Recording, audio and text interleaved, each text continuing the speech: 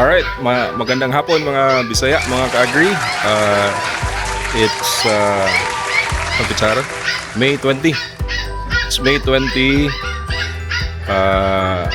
GCQ gyapon sa Davao and I'm still on a no work no pay status, so magkalingaw sa ta. Yesterday nakapalit ko og nakabili tayo ng seeds pang similya, no? Ito, bell pepper at saka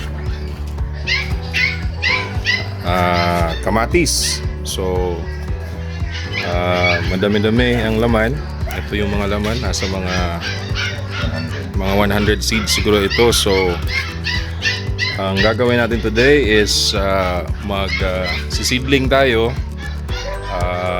and ilagay natin sa banana seed bag gaya ng nakita natin sa mga nakaraang video. Importante ang tawag nito, itong dalawang ingredients na ito sa araw-araw nating pagluluto. Kung iisipin mo, everyday halos ginagamit ito, no, sa agahan, tanghalian, kahit anong klaseng pagluluto. Basic sangkap ito. So imbes na bilihin pa natin, which would cost us about mga ilang kilo, 30 pesos, 30, 50. Average piso bawat isa kamatis. So instead na bibilihin pa natin yon, itanim na lang natin. And according to the guidelines dito, it says na if we plant it now, in about 80 days ang bell pepper pwede nang ma-harvest, mamunga na, pwede na itong gamitin. Ang kamatis naman 75 days. So there will be two-part ito na video. Today isisidling natin, siguro after a week magvi-video ulit tayo kung i-transplant na, and then lastly sa pag-harvest na. So simulan na natin pagtatanim today.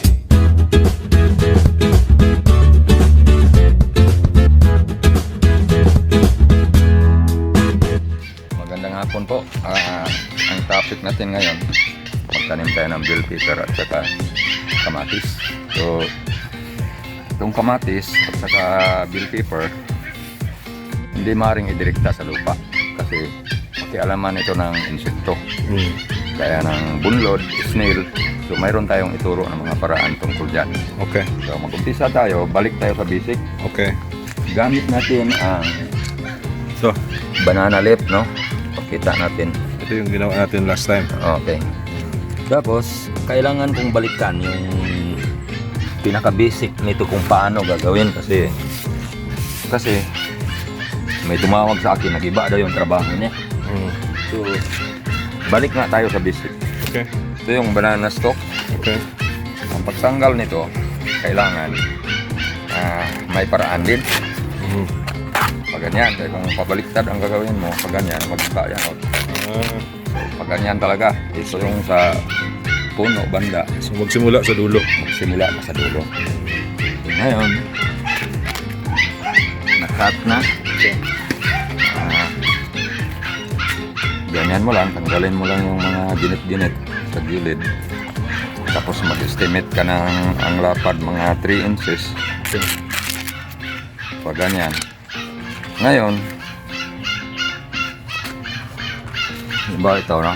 Kailangan kasi piliin mo yung dahon na medyo mahaba, malapad. Turo ko muli yung paano gagawin ito. I-fold mo, i-roll mo pa ganyan, primero. Dahan-dahan, magtulungan yung kaliwang daliri mo na yung lalaki. Okay. Saka ito. Ikot ka ng ikot, dahan-dahan, tapos hanggang sa gitna ka lang. Huwag mong ubusin yan.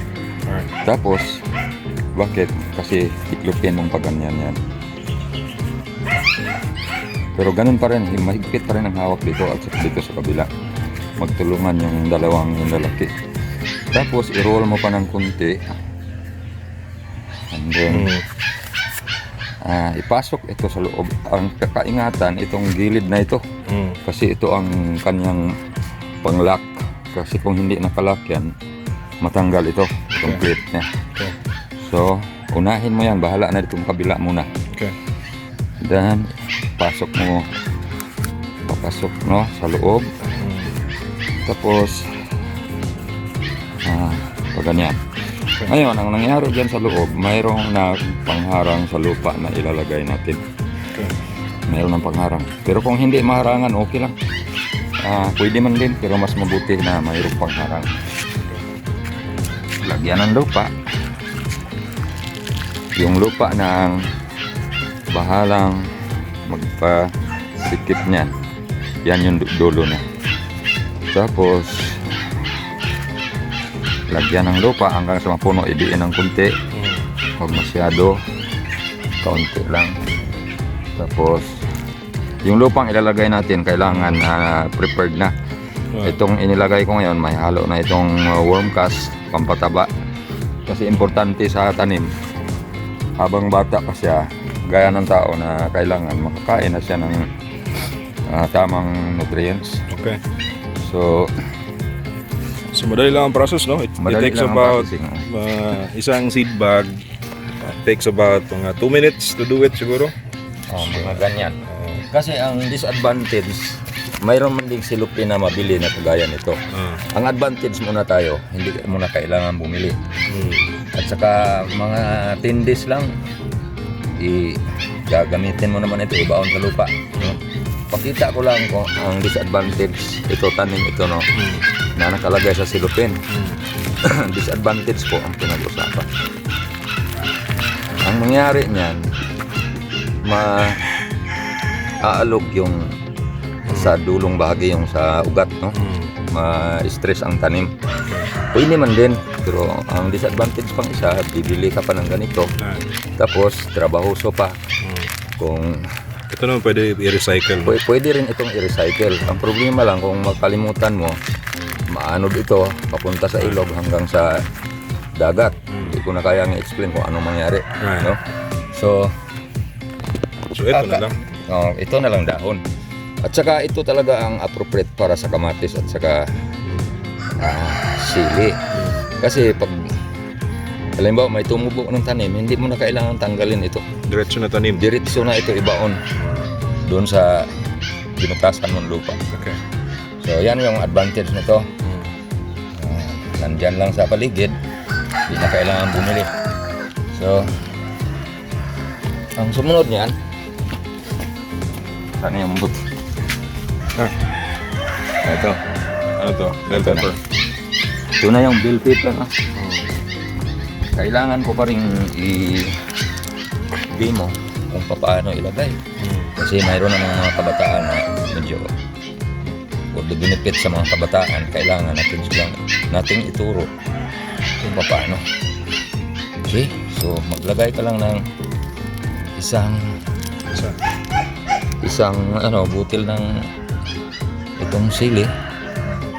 Tapos yan, tama na muna.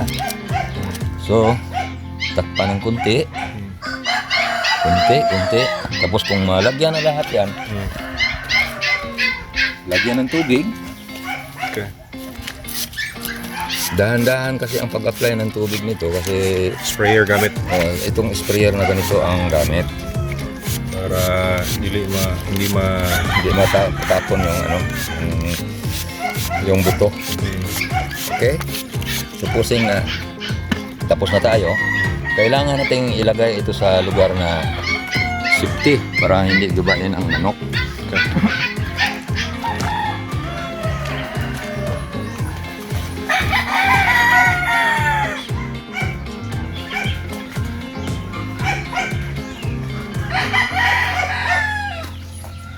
Ganon. So, maghintay tayo ng ilang araw bago may lalabas na Mga 1 week siguro, no? mga 1 week. Depende kasi yan sa paano mo ginawa, paano mo inalagaan. Araw-araw, bibigyan mo sa araw-araw isang beses. Huwag masyadong basahin. Ganyan lang. Kung maaari, takpan ito ng silupin. Para So ang status niya nasa lilim, no? Nasa lilim ng kahoy. So para walang direct sunlight. Nasa lilim tumulo. So ito yung kamatis. Ito yung bell pepper. Ito yung kamatis. Okay. Ngayon, naumpisahan na lang natin na ituro yan. Kasi darating din tayo sa araw na itatanim natin yun. So, kailangan prepared tayo. Ito sako. Okay. Kasi dalawang sistema ang ipapakita natin. Itong nakalagay lang sa sako na pwede nating itanim sa bakuran gaya ng mga ganon. Ito, talong, sampol. Talong. Para sa mga walang, walang backyard. Ayun o, luya. Lumang dishwasher. Sorry na. Container ng gamit. So, muna. Ito yung mga tanim, oh. So, pag i-transplant na, Nasa experiment tayo, sako at saka... itong gagawin natin sako. Okay. Huwag itapon ang mga sako na ganito, gaya ng sako ng simento. Kasi yung, may kaibahan, yung sako na yan matibay. So, ang paglagay, una lupa. Lupa muna. Ito na yung garden soil. Yan yung Halo. may halo na worm cast, yung compost material ko na naging garden soil. Okay. So, kung wala kang ganito, pwede rin yung ordinaryong lupa. May sistema ka lang na gagawin. Okay. Itong mga bunot, magagamit yan. Magagamit yan sila. Huwag natin itapon yung bunot. Napakinabangan natin yan sa ibang paraan. So, ganyan. Makita yung lupa sa gitna. Lagyan na naman natin ng lupa. Lupa. Tapos, kung mayroon kang rice hull at saka yung sunog na rice hull, hindi mo na kailangan gumamit ng bunot. Kasi i-mix mo yun dito. Ang purpose kasi nitong bunot, para sa una, hindi titigas yung lupa. Okay. Hindi kapag magkaroon ng sticky na lupa dyan sa ilalim, madidistract yung pagtubo ng tanim. So itong bunot ngayon nakakatulong. Kasi di mo bantok. Dili siya mabantok. Kailangan sa Tagalog pabuhagahag na lupa. Gagawin mo. Lupa na naman. Free lang ang ugat, no? Oo, ang hangin, yung oxygen kailangan makapasok doon sa ilalim. Ito, paraan ito, nang sa ganon, hindi ka na pumunta doon sa palengke. Pangalawa, pwede mong ilagay sa harap ng bakuran mo, sa loob ng bakuran. Kahit itabi mo dyan sa mga ornamental, pwede lang. So, Display pa, para pang ano. Maganda pang tingnan, no? Maganda pang tingnan siya. Lalo kang mabunga na to. Okay, lupa na naman. Uulitin ko lang, pwede yung ordinaryong lupa. Kung wala talaga, pwede lang yung ordinaryong lupa. Para-paraan lang yan. Kung talagang wala ng lupa na mahanap, yan na yung panahon na kailangan mo na sigurong bumili sa akin ng garden soil. So, para-paraan din yun. Hindi ka na maghirap, hindi ka na hindi mo na kailangan humawak ng lupa para medyo sensitive ka. So, bumili ka na lang ng garden soil. So, pagpalagay natin na ganyan na, ito kasi ilagay ko ito sa, gagamitin ko sa actual eh. So ready na tayo for next week. Oo, ito na yung natin sa nagagawa natin yung progress report ito. Siguro ito kasya ilang puno? Isa lang. Isa lang? Kamatis man. Sa kamatis kasi, Pwede siguro duha. pwede dalawa, no? Depende yan sa pag-alaga mo. So, say for example, kamatis ito. So, ilagay natin dyan sa gitna. Kung dalawa, pwede, no? Pwede rin. Depende lang yun sa paraan na gagawin mo. Ngayon, may panghuling turo tungkol dyan. Ito, kailangan mong maglagay ng abo. Kamatis yan eh. Lalo na kung sili. Kailangan maglagay ng abo sa itaas. Ang gamit niyan, pwede rin lagyan mo dun sa ilalim dito sa talagitna ang bahagi ng sako. Tapos sa ibabaw, lagyan mo yung ganito. Tapos, Alam mo kung anong gamit yan? Yung bunlod sa ilalim, hindi niya makain yung ugat ng tanim. Hindi ka penetrate. Oo. Yung snail, hindi makagapang mula dito hanggang dyan. Kasi mahapdi ito, ang abo. Galit na galit ang snail sa abo. Kung may available ka na mga uling, talagyan mo. Pati doon sa talagitnaan kung pwede pa. So, importante dyan, alaga. Okay. Para-paraan lang. Ayun.